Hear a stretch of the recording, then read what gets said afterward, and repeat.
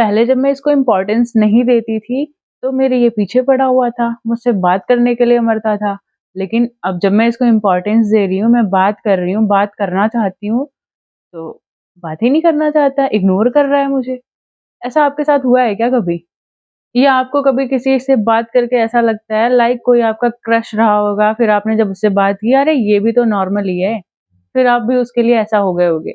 वो अपने पर्सपेक्टिव से सोचता होगा या सोचती होगी कि पहले तो ऐसा था सीन, अब ये मुझे भाव ही नहीं दे रहा है, दे रही है। एंड इस कंडीशन के लिए एक स्टेटमेंट है, ना मिला तो सोना, मिल गया तो मिट्टी। जब वो सामने वाला इंसान हमें नहीं मिला होता है, जब तक हम उससे बात नहीं कर रहे होते हैं, तब तक लगता है यार ये क्या ही होगा, ये तो स्वर्ग से आया हुआ कोई हूर परी या हूर-परा होगा।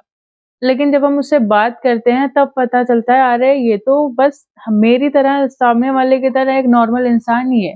अब इसको जो इनिशियली मैंने बोला था दूसरा पॉइंट ऑफ व्यू, अब ये सामने वाला इंसान सोचता होगा कि जब तक मैंने इससे ये भी तो नॉर्मल इंसान ही है, मेरे पीछे पड़ी रहती है हमेशा बात करने के लिए। So this happens. मेरे साथ क्या होता है कि कुछ बुक्स होती हैं, कोई भी चीज़ें मैं अगर देखती हूँ तो लगता है यार ये चीज़ मेरे पास होनी चाहिए। फिर मैं करती हूँ उसको ऑर्डर या दुकान से जाकर के खरीदती हूँ। फिर क्या करती हूँ मैं उसको साइड में पड़ा रहता है। घर के किसी कोने में पड़ा रहता है। एक बार मैंने कैरम बोर्ड लिया था, स्कूल टाइम पे जब मैं स्कूल में खेलती थी उसके बाद मैंने सोचा कि घर पे भी मेरे होने चाहिए और घर में मैं फिर बड़ा-सा कैरम बोर्ड लेके आई। और वो आज भी ना कहीं टंगा हुआ होगा। हम उससे खेलते भी नहीं हैं आजकल। और सिर्फ कैरम बोर्ड नहीं, कई ऐसे ड्रेसेस होते हैं जो हम सामने वाले किसी को देख कर के ले लेते हैं कि ये तो मेरे पास होना चाहिए और जब हम उसे ले लेते हैं, फिर कहीं किसी सूटकेस में डाल कर के किसी कोने में वो भी पड़ा रहता है। एंड ये यही साइकोलॉजी है। ह्यूमन माइंड क्या कहता है ना, जब तक आपके पास वो चीज़ें नहीं है तो आपको उसकी वैल्यू पता चलती है। समझ आती है कि यार ये तो बहुत प्रीशियस है, इसको मुझे लेना ही लेना पड़ेगा। एंड जब वो आपके सामने आ जाती है, आप उसको ओन करते हो, रियलिटी पता चलता है कि हाँ, इससे कुछ नहीं होने वाला। देन आप उसको साइड में रख देते हो। और तब हम जाते हैं व्हाट नेक्स्ट? एक्चुअली ये बात मेरे माइंड में ऐसे आई ना कि मेरे पास 9-10 बुक्स पड़ी हुई हैं, वो मैंने खरीद के रख ली है।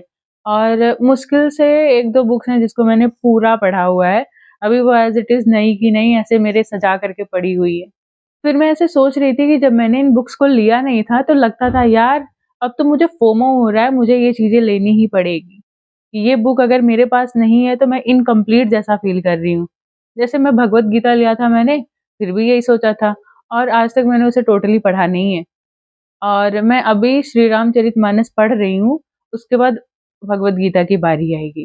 कुछ सोच रखा है मैंने, वो चीज़ें धीरे-धीरे करके मैं आपके सामने भी लेके आऊँगी। बट ये हमारा ह्यूमन माइंड यही कहता है ना, मेरे पास बहुत अच्छी-अच्छी बुक्स हैं, जो आजकल टॉप लिस्टेड में रहती हैं, जैसे the power of now, the power of subconscious mind, wings of fire, बहुत अच्छी-अच्छी बुक्स हैं। I will let you know कि मेरे पास कौन-कौन सी बुक्स हैं।